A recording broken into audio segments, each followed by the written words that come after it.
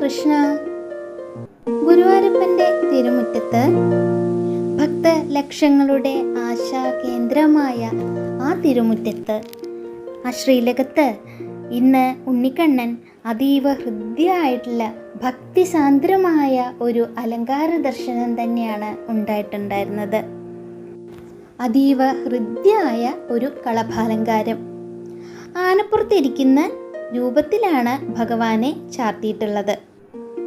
അതായത് ഗജരാജാരൂഢനായ കണ്ണൻ എന്ന് നമുക്ക് പറയാം. കണ്ണൻ എന്ന് പറയുമ്പോൾ ഇന്നെങ്ങനെയാണെന്നറിയോ? കണ്ണൻ ചതുർബാഹുവായ നാരായണ രൂപത്തിലാണ് ആനപ്പുറത്ത് ഭഗവാൻ ഇരിക്കുന്നത്. കളഭം കൊണ്ട് അതിമനോഹരമായ ഒരു ആനയെ ഭഗവാന്റെ പീഠത്തിന് താഴെ ചാർത്തിയിട്ടുണ്ട്. ചെറിയ തുമ്പിക്കൈയും കൊമ്പുകളും ഒക്കെയായി നിൽക്കുന്ന ഈ ആനപ്പുറത്താണ് പൊന്നുണ്ണിക്കണ്ണൻ എഴുന്നള്ളിയിരിക്കുന്നത്. ശംഖ ചക്ര ഗദാ പത്മധാരിയായിട്ടാണ് ഉണ്ണിക്കണ്ണൻ ഈ ആനപ്പുറത്ത് ഇരിക്കുന്നത്. ആനപ്പുറത്തിരിക്കുന്ന ഭഗവാൻ ചതുർബാഹുവായ നാരായണ രൂപത്തിലാണ് ദർശനം നൽകുന്നത് എന്നാണ്. കയ്യിൽ സ്വർണ്ണനിർമ്മിതമായ ശംഖും ചക്രവും ഏന്തിയിട്ടുണ്ട്. ഗദ ഉണ്ടാക്കിയേക്കണതോ ചന്ദനം കൊണ്ടാണ്. ചന്ദനം കൊണ്ട് ഗദയുടെ രൂപത്തിൽ അലങ്കരിച്ചിരിക്കുകയാണ്. താമരപ്പൂവ്, അതായത് പത്മം, ഭഗവാന്റെ തൃക്കൈകളിൽ ശോഭിക്കുന്നുണ്ട്. ഭഗവാന്റെ തൃപ്പാദങ്ങളിൽ കിലുങ്ങുന്ന കിങ്ങിണികൾ ചാർത്തിയിട്ടുണ്ട്. തോൾവളകളും കൈവളകളും ഉണ്ട്. ചെവികളിൽ മനോഹരായ ചെവിപ്പൂക്കളും നെറ്റിയിൽ സ്വർണ്ണഗോപിയും ചാർത്തിയിട്ടുണ്ട്.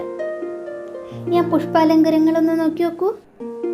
ആദ്യം ഭഗവാന്റെ കഴുത്തിൽ നോക്കൂ. കഴുത്തിൽ തെച്ചിയും തുളസിയും ഇടകലർന്ന മനോഹരമായ വനമാല ഉണ്ടമാലയിട്ട് ചേർത്ത് കെട്ടിയിട്ടാണ് ഭഗവാന്റെ മാറിൽ അണിയിച്ചിരിക്കുന്നത്. എന്താ ഒരു ഭംഗി! പിന്നെയോ തിരുമുടിമാലകളുണ്ട്. പൊന്നിൻ കിരീടത്തിന് മുകളിലായിട്ട് 2 പ്രധാന തിരുമുടിമാലകളാണ് ചാർത്തിയിട്ടുള്ളത്. ഒന്ന് ചുവന്ന തെച്ചിയും തുളസിയും ചേർത്തിട്ടുള്ള ഒരു മാലയും, പിന്നെ വെളുത്ത പുഷ്പങ്ങളും, അതായത് നന്ദ്യാർവട്ടം, തുളസിയും ചേർത്തിട്ടുള്ള മറ്റൊരു മാലയാണുള്ളത്. അങ്ങനെ 2 തിരുമുടി മാലകളാണ് ഭഗവാന് ചാർത്തിയിട്ടുള്ളത്.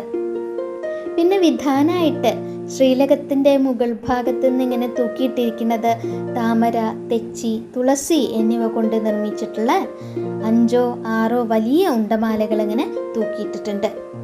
അതായത് ഒരു പുഷ്പവൃഷ്ടിക്ക് ഇടയിലാണ് ആനപ്പുറത്തിരിക്കുന്ന കണ്ണൻ്റെ ദർശനം എന്ന് പറയുന്നത്.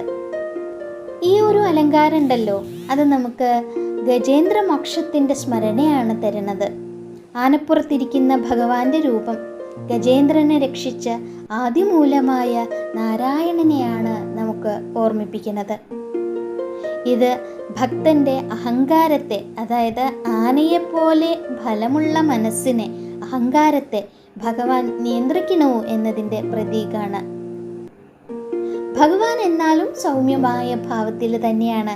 ഭഗവാന്റെ മുഖത്ത് ആ പുഞ്ചിരി ഇപ്പോഴും ഉണ്ട്. ആ മന്ദഹാസം മായാതെ എന്നുള്ള പോലെ തന്നെ ഭഗവാന്റെ മുഖത്തുണ്ട്.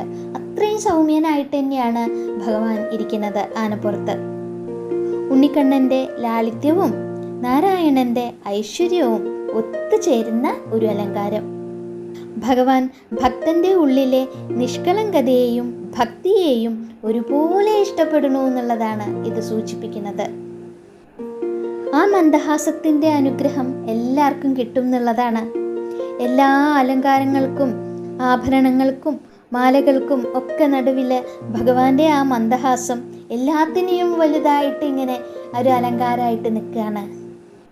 ഭക്തൻ്റെ എല്ലാ ദുഃഖങ്ങളെയും അകറ്റുന്ന മന്ദഹാസം. ആ തൃപ്പാദങ്ങളിൽ നമുക്ക് നമ്മളെ തന്നെ അർപ്പിച്ചുകൊണ്ട്, സർവം അർപ്പിച്ചുകൊണ്ട് നാരായണ നാമം ജപിക്കാം. എല്ലാവർക്കും ഒരുമിച്ച് ഉറക്കെ നാരായണ നാമം ജപിക്കാം. നാരായണ നാരായണ നാരായണ. കൃഷ്ണ ഗുരുവായൂരപ്പ.